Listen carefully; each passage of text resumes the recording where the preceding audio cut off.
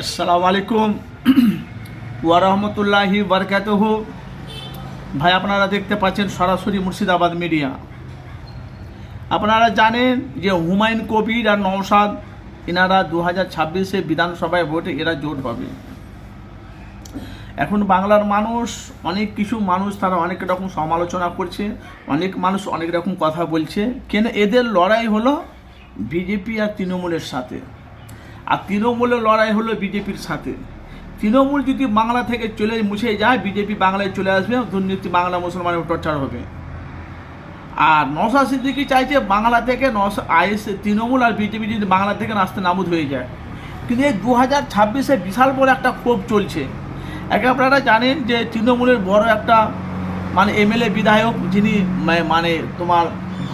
তোমার কি বলছে যে বাবরি মসজিদটা করেছে বেলডাঙ্গাতে, সে হুমায়ুন কবিরকে দল থেকে সাসপেন্ড করা হয়েছে। আপনারা জানেন নতুন একটা দল করেছে যে ইউপি, যেটা নতুন একটা দল করেছে।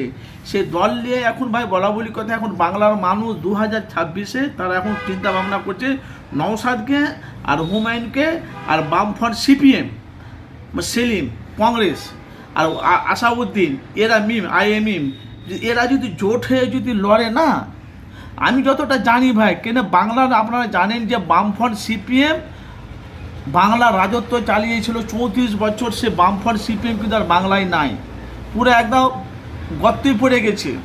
এরা যদি জোট হয়ে যদি 2026-এ যদি লড়ে ভাই, বিজেপির নাম নিশানা মিটে যাবে। কেন এরা তো ধর্ম গেলে রাজনীতি করছে না, খারায় কোরআন গেলে অপমান করছে, খারায় নবীকে কার্টুন নিয়ে উন্নতি একটা বিভ্রান্ত ছড়াচ্ছে, কখনো আল্লাহকে নিয়ে বিভ্রান্ত ছড়াচ্ছে। এই কিছুদিন আগে দেখলাম অসীম সরকার কি বলছে, কোরআন বদরের মাঠে পুরো ধ্বংস হয়ে গেছে। তো আপনাদের মতামত জানাবেন। আপনারা পশ্চিমবাংলা দুর্নীতি চান না, কাজ চান না, শিল্প চান না, বাংলা পরিবর্তন চান?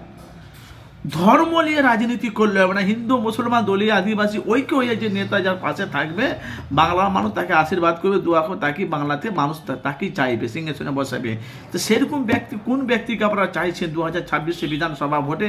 আপনাদের মূল্যবান মতামত জানাবে। কেন 294টি সিট আছে, আপনাদের মূল্যবান মত আমাদের জানেন। প্রতিদিনই মুর্শিদাবাদ মিডিয়া সবসময় মানুষের কাছে সত্যটা তুলে ধরি।